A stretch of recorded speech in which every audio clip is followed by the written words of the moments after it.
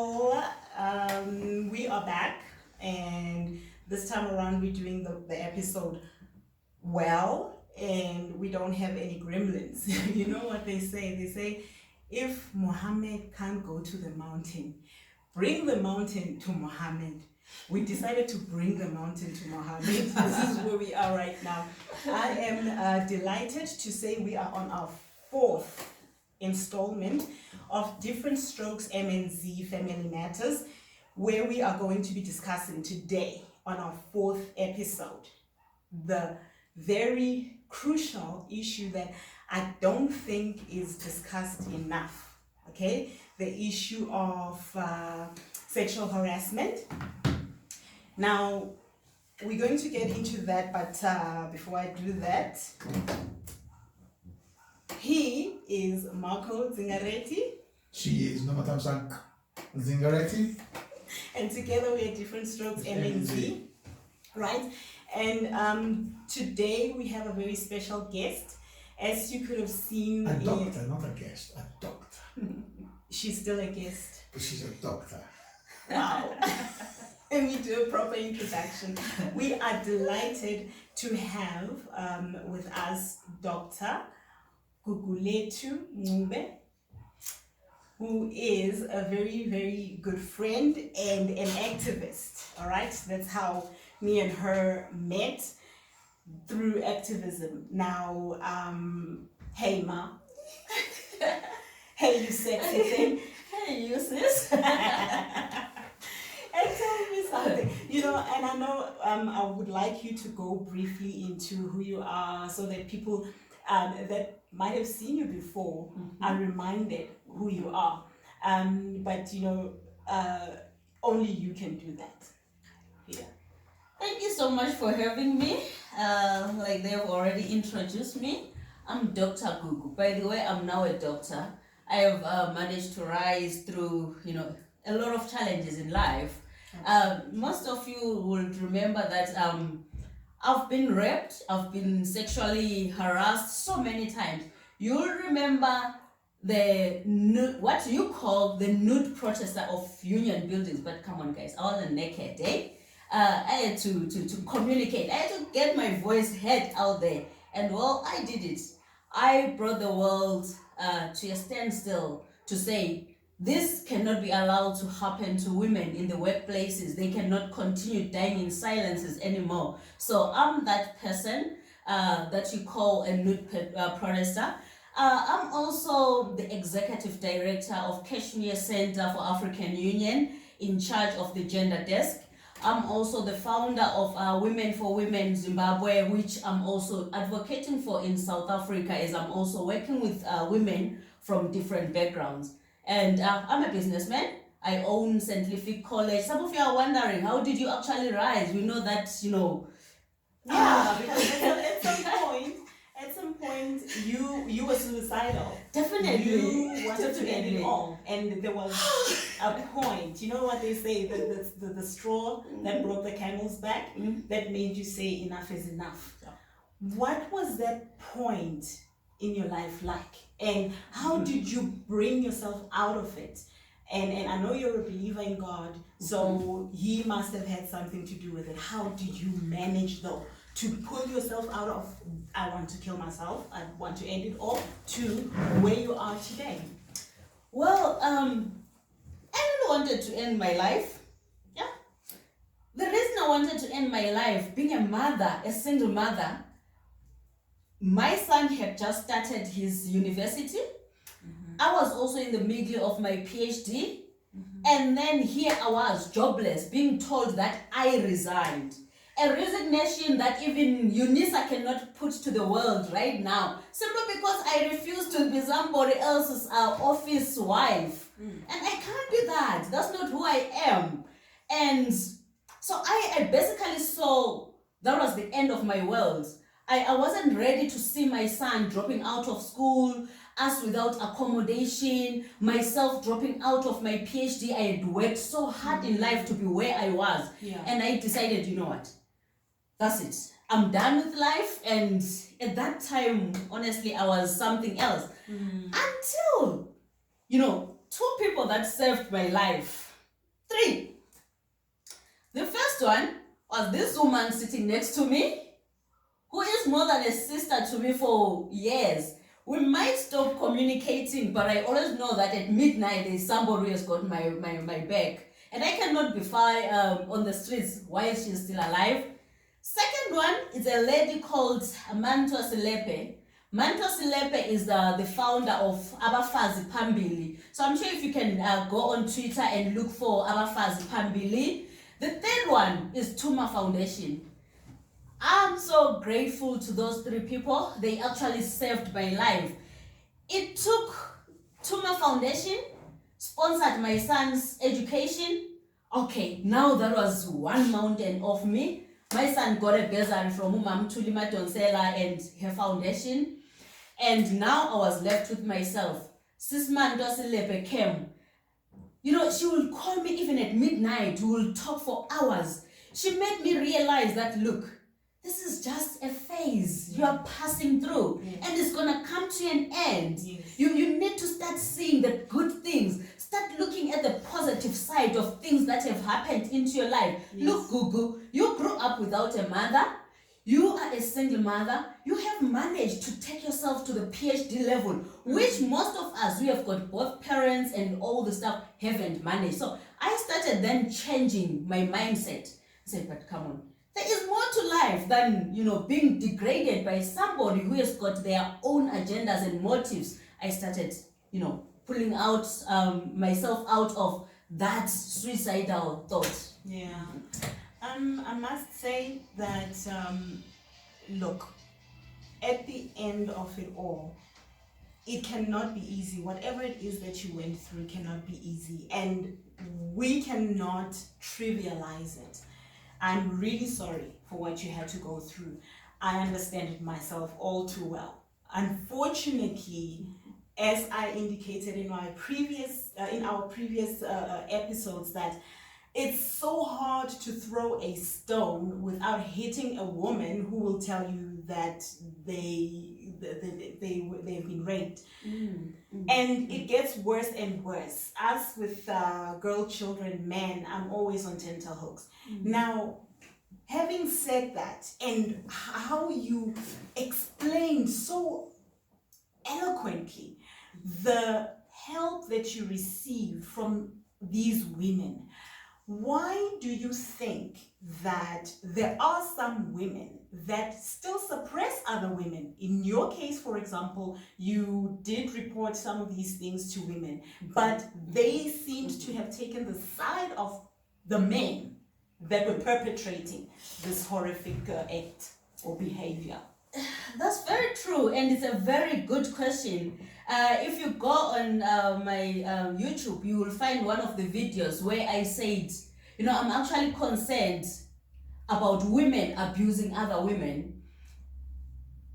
The reason why women tend to abuse women, I think it's because Africa is still a patriarchal society. Women are still not fully equipped to stand on their own. They still look at a man and see, you know, a source of power, a source of strength, a source of financial strength, and all the stuff, which to me, therefore says, we are still very far from, you know, achieving gender equality, whether it's in the workplaces or outside the workplaces. Because if I'm going to be used by a man to destroy you, there is no man who can actually destroy a woman without the help of another man, or of another woman, sorry. Right. I have always said to women, we need to stand up for each other.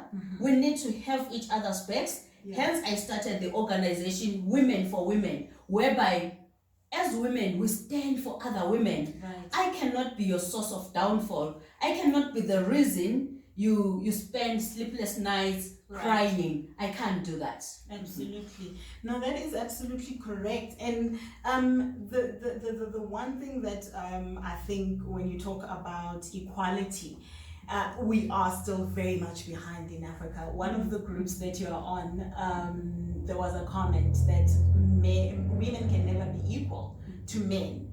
And I took offense to that and immediately responded to say, there had been a picture that was posted that oh, we are women, we're fighting for rights. Oh, now the last picture was that of a lesbian, and the comment there is, we are men. And why I took offense to that was the fact that feminism does not have to do with, has nothing to do with women who want to be men or women who hate men. All right, I'm a feminist.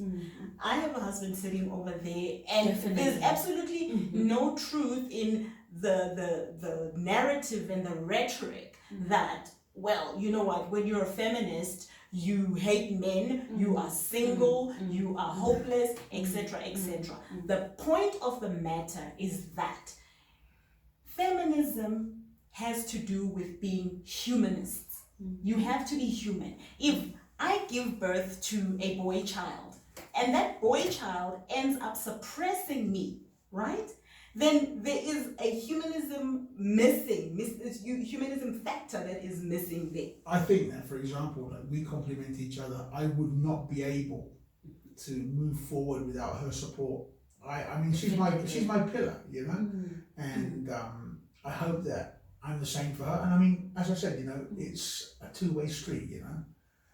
Yeah. So yeah. I think men and women need to get to a point where they see each other as partners, equal partners, not as competitors. Right. This hatred and this, you know, I'm feeling misogyny. Yes. Plain and simple. Yeah. It comes from the fact that when a man is looking at Dr. Gugu, they see a woman who is trying to be stronger than them. Right. It is not about me being stronger than anybody, but it is about me achieving better than what I achieved yesterday. I'm not in competition with anybody else, men or women. But just the fact that you put your word out there and the way you're active and whatever, I mean, that already shows, you know. The strength that she has. Yeah.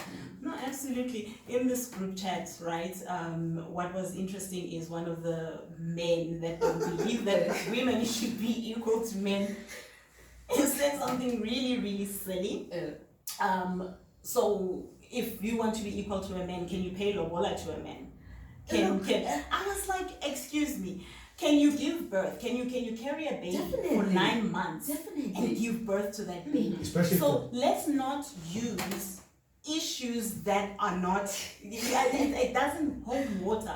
The question, it was the most unintelligent question. Think about my poor mother that had to carry me for 10 months. You're special. So now it brings me to this point of power dynamics, my sister. You always have to slap someone on the head to remind them that, listen, sexual harassment, rape, doesn't necessarily have anything to do with you being so sexy, you having your body all together. Because even babies, even children get raped, even our daughters get sexually harassed. Aged women get raped. Exactly. So the power dynamics, that's what I want us to talk about right now, where you have a senior director or senior executive that you are reporting to, right? And they see you as that a wife, that object. Yes. Objectifying women according to the power dynamics. Firstly, I want to address the issue of lobola. Men shouldn't think that because the African culture allows them to pay lobola for us, it makes them better human beings. Look, because they think they own you. Yes, it makes them own us. Yeah. Look, we can actually also pay lobola for them if that's what they want. Right. So that we can make this an equal situation. Yes, we can pay lobola for them. Yeah. Nothing stops me from paying lobola for a man that I want. It's just that culture that again we go back to say it's a miss. Yes, it just keeps a woman in a cocoon, and that's how it is. Now, coming to the issue of power dynamics in the workplaces, there's a manager. I started working there. I think it was on the 6th. This is UNISA. This is UNISA. Right. I was working there on the 6th of January, and on the 9th of January, this is the person who interviewed me. This is the person who, when I went back to my house, called me and told me that, congratulations, you have got a job. You understand? 3 days down the line, the person is head over heels with me, in love with me. To me, it didn't make sense. And for the person to even go on and say, you know, if you fall in love with me, if you love me and you are in a relationship with me, I will make sure that you are protected. That on its own, why should I need somebody's protection in a work environment that is supposed to be safe? Yes. So definitely it says to me, this man knew that, oh, by the way, I don't have to hide his name, is Shibambu. From Edward Shibambu from UNISA. He's actually in charge, the manager for registrations and administration there in Still UNISA. in charge. Yeah, he's still in charge, by the way, yes. And he still cannot produce my resignation letter up to this point. Because no one can. Because no one can. It doesn't exist. It was never there. So now this is a man who is head over heels in love with me, only 3 days. Claiming if you love with me, fall in love with me, I will ensure that you get protection. In the first place, a work environment is supposed to be a safe environment, physically, emotionally, mentally, and all. So basically what it says to me, it says he actually knew that UNISA is not a safe environment to work in. Hence, You need protection. I need protection in the workplace. Yeah. Again, what I want to draw to managers is, even if a woman agrees to your proposal, that is not love. You need to be very careful on that one, because you are holding her job. Like in my situation, I agreed. I didn't agree as in agreeing from my heart. I was given an ultimatum. Yes, I was under duress. I was given an ultimatum. Either you agree or you find yourself out of your job. I'm a single mother who is paying a bond. I lost that bond. Oh my God. Yes, I'm now back to renting. I lost the house. And I'm sitting with a son who just started at the university. So women agree. Which is very expensive, by the way. You can't afford sitting home. Women agree to such proposals. They're not proposals. It's actually abuse of power, abuse of office. They don't love you. You need to know that they don't love you. Yeah, they just do it for money. They are scared. They are scared. It's fear of losing their jobs. Yeah. Yes, because many out there are single mothers. Right. Even if they are married, you get home and you tell your husband, look, I've been fired from work. It becomes another story because of still the society itself that is still, abusive of women and undermining women and patriarchal. So here I was in that situation to see that this man knew what he was doing. And he meant every word that he said to me. Probably has been doing it to other women. Definitely. Since the rumor is saying he has been doing it. But UNISA is not going deep down to invest. It's protecting him. Sometimes it could actually cause problems for the simple fact that if somebody harasses you at work, right, and then you lose your job because you don't want to, you go home and tell your husband that I lost my job for this, and he's going to start thinking, well, what did you do to provoke him? Or what, yes, you know, yes. So it's always about women dressing like this to attract that, women provoking the men's manhood. That's the reason why you alone in the hall. You understand all that, all those excuses. And if you remember, I deliberately indicated that you sexy thing. Thank you. Because I also want to highlight the fact that it, for some reason, makes other men uncomfortable. Oh, why do you have to look sexy? I've heard this many times before. It's your fault that you get sexually harassed. I'm completely the opposite. I'm like, I'll dress as sexy as you want, my love. Because, as I said, as we were talking earlier in the car, it's like, I love it when we walk down the street. I mean, we get looks because of me being white, her being black, or me for the way I am, And, but of course they're looking at her because she's extremely beautiful. Definitely. And I'm like, Yeah, you can just look, and then when I get home, I can touch. You know? So what I'm saying is, there's a man in a very big learning institution in not only in South Africa, in Africa, who is saying, if you don't do this, this is what is going to happen to you, right? You raise a red flag, and say, guys, this is what I'm being subjected to here. Because the man is highly connected up until the Vice Chancellor's office. They decide, oh, okay, now we need to get rid of this one. We hereby accept your resignation. That doesn't exist. That doesn't exist. I immediately write to them. What resignation are you talking about? I never resigned. Show me that resignation. The next thing, my office code is changed. I cannot go into my office. I'm being escorted by the UNISA security. I get home, I email the HR manager, who was Erna Potgieter at that time. Ask her, Erna, I hear that you have terminated my services. On what basis did you terminate my services? Erna picks up a call and calls me and says to me, Gugu, indeed, I don't have your resignation, but I was instructed by your manager to terminate you.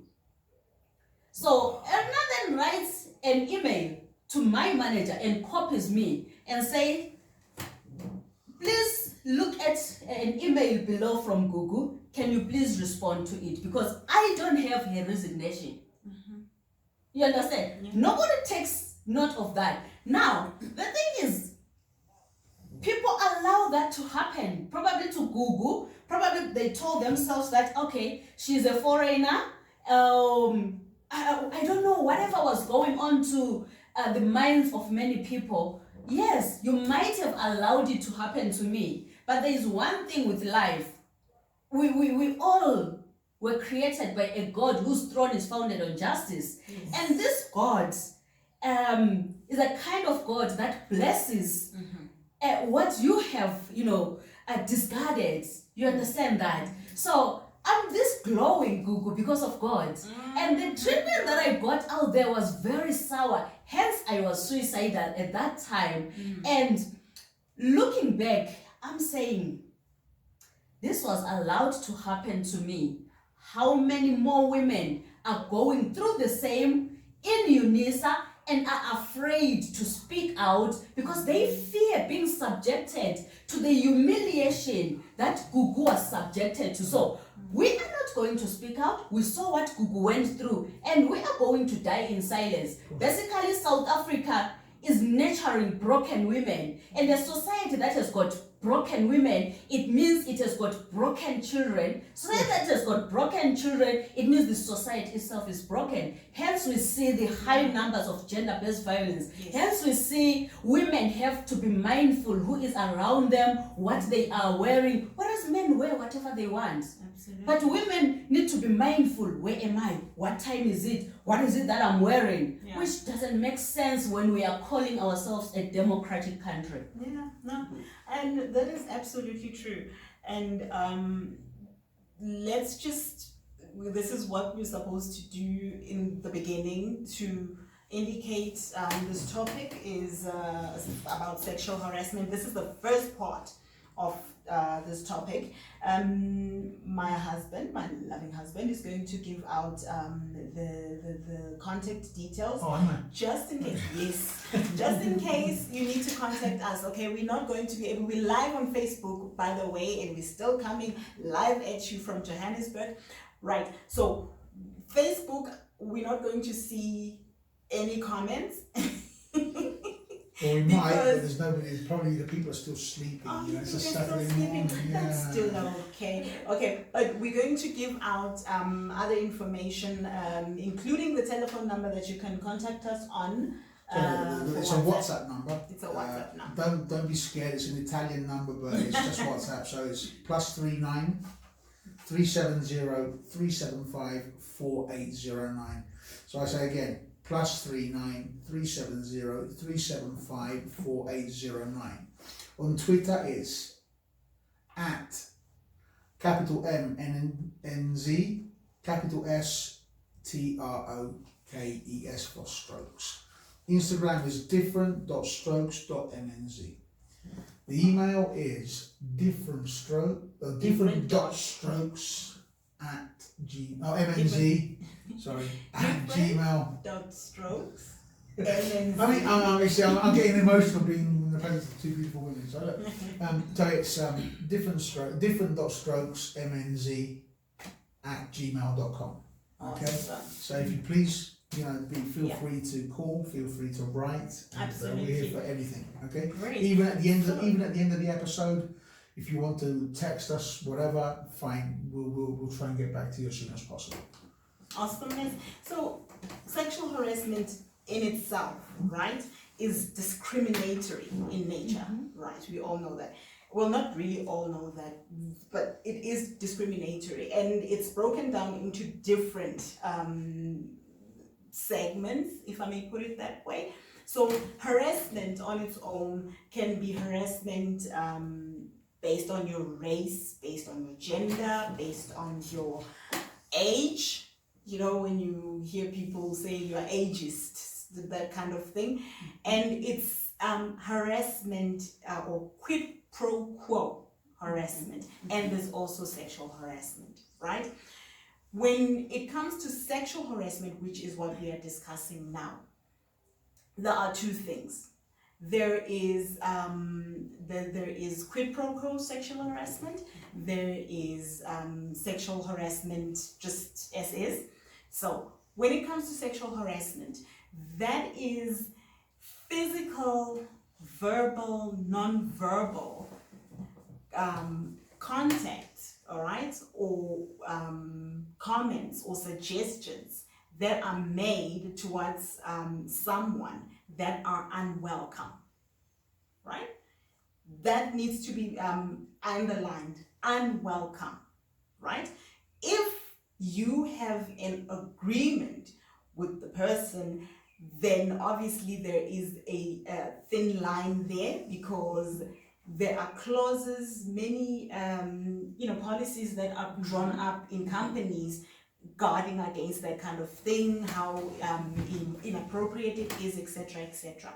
Now, when it comes to quid pro quo sexual harassment, that has to do with someone in a senior position, and that's the reason why we were talking about the power dynamics. Someone in a higher position at your work, right, that will come to you. You have experienced that, I have experienced that, where they come to you and say, I have a position for you, I can protect you, I can do this, that, and the other for you, but you have to give something up, right? So that's quid pro quo. It's exchanging of whatever, salary increase, protection, job grading or upgrading in exchange for sexual favors, right? So in essence, sexual harassment, when we talk about it, it's discriminatory, because once you say no, that's when all the victimization is unleashed, the retaliation, etc. And in that particular instance, looking at a case of Desiree Potriter against the commissioner, this was taken to the labor court, and that was in 2008, if I'm not mistaken, 2005, I beg your pardon, where there was a sanction that a perpetrator of sexual harassment against Desiree Potriter would be fined 600 Rand and sent back to work. That's how ridiculous it is. Ridiculous as this Shivambu still being employed there. You had your life almost torn apart, right? He has his life continuing as per normal. This woman was 5 months pregnant at the time this took place. She reported it to some Swanepoel, I think it was Captain Swanepoel. Captain Swanepoel spoke to Reddy. Reddy was a superintendent. Superintendent was like, you know what, I don't even want to touch this. let's just take him on a disciplinary hearing and just give him a written warning, and he pays a fine of 600 rand.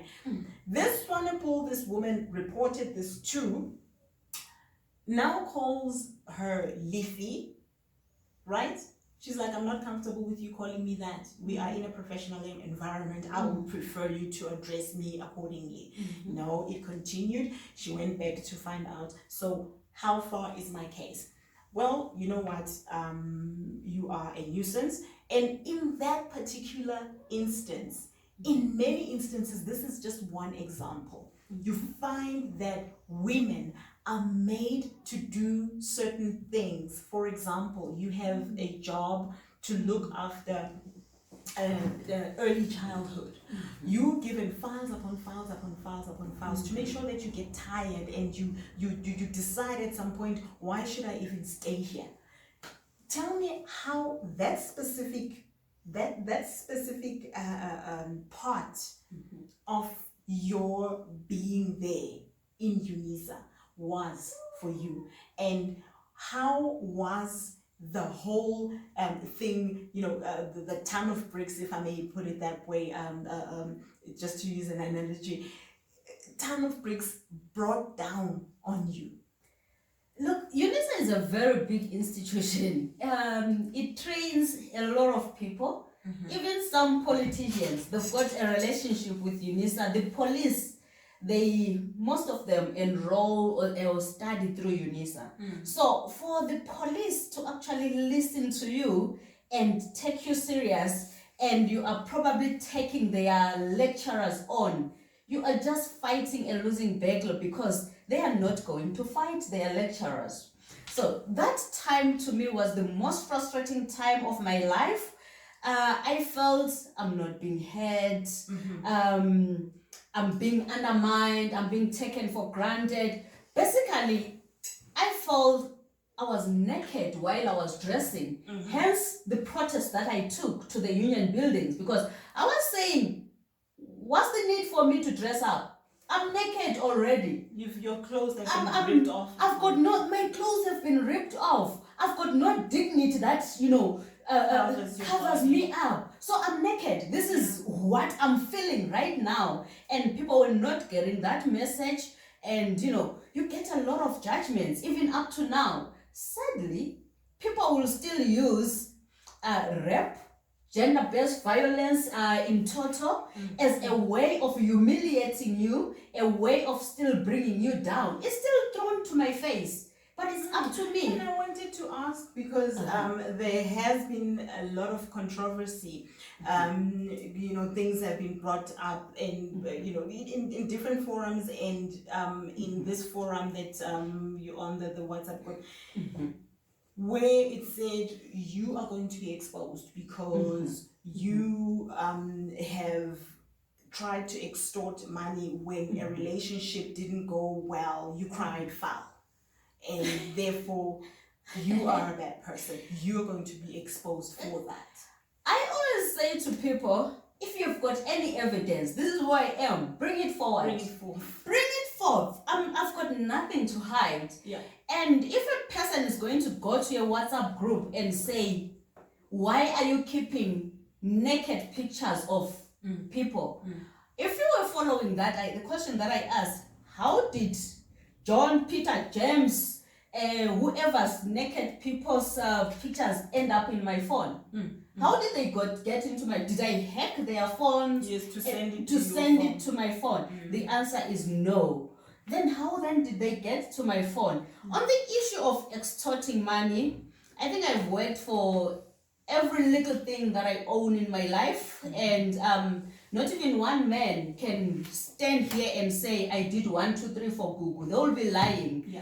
And even my former boyfriend, I had a boyfriend, by the way, who actually spiked my drink and had sex with me. You remember the story from Mark Bafu, who was that time the chairman of African Diaspora Forum, right?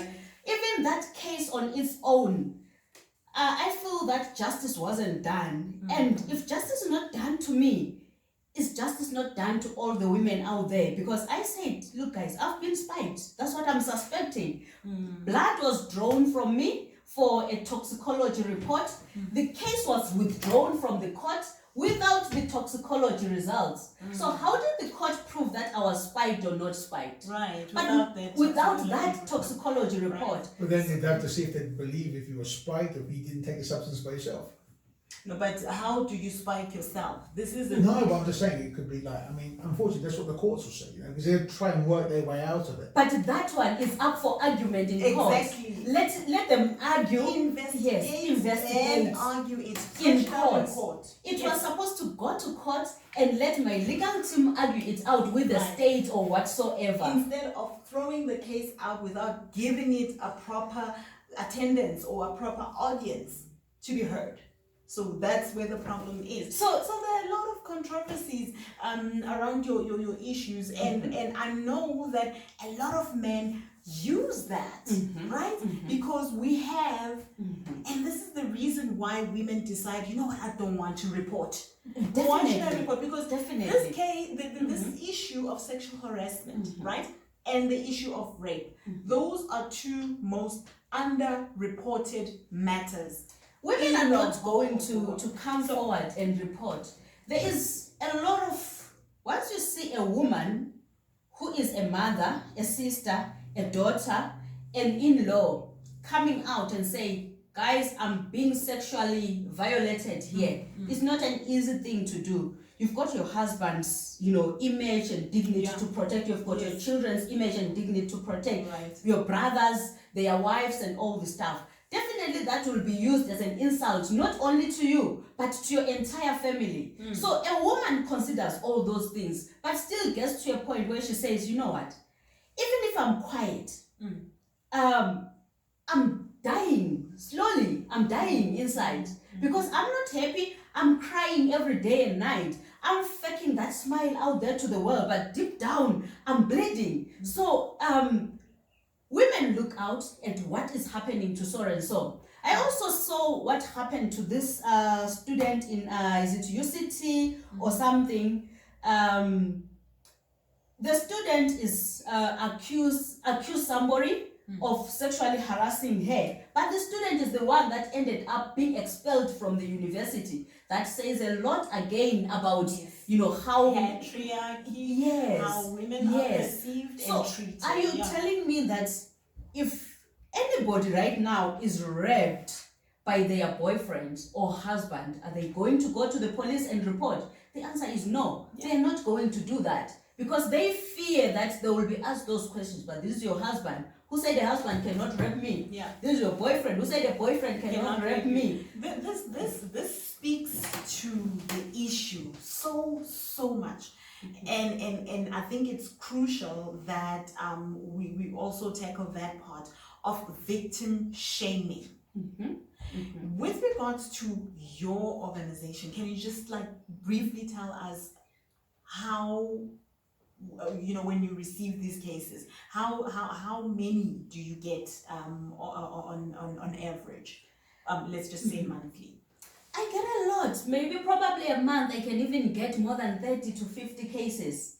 I'm telling you, I will be busy left, right, and center. What is even concerning is that I'm getting cases from both South Africa and Zimbabwe.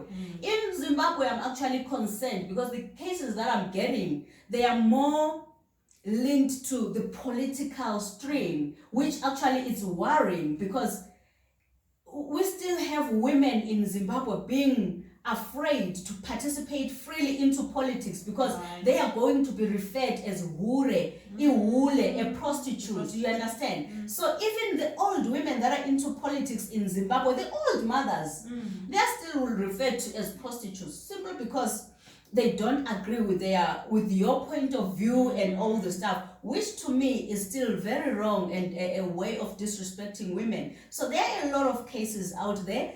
But as a society, I think we need to get to a point where we stop this victim shaming because as you are concentrating on me, as for me, I no longer get ashamed or degraded or anything because there is nothing that people say to me that I have not been through.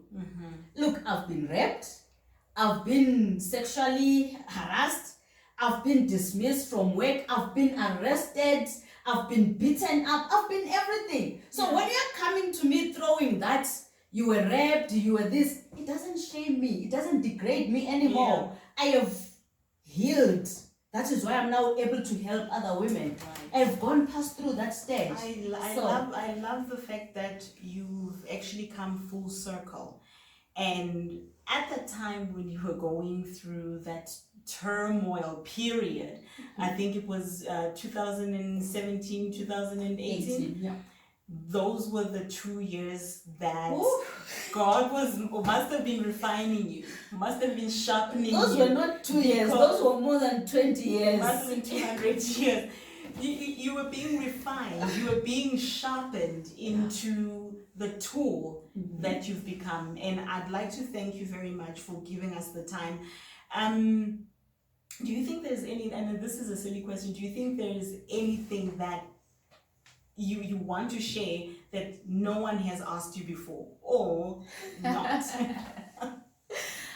Okay, probably I want to say to women out there, do not agree to be defined by anybody else. How a person views you is their own baby to buy Pampers, not yours. How you view yourself, it's everything. That's what has kept me going. People saw, an extorter in me. They saw this loose woman who is sleeping here and there, but when you ask them, prove it. They don't prove it. That's just to tarnish your image out there. People saw this nude protester. People saw this serial liar in me. But look, I refuse to be defined by all those. Right. I said, look, Gugu, you gotta define yourself. And the moment you start defining yourself, girl, you climb mountains. Girl, I was able to obtain my PhD under the circumstances of being labeled, given all the names. Yeah. So I want to say to women, define yourself. How people view you is none of your business. They're entitled to their views, but those views are not necessarily true.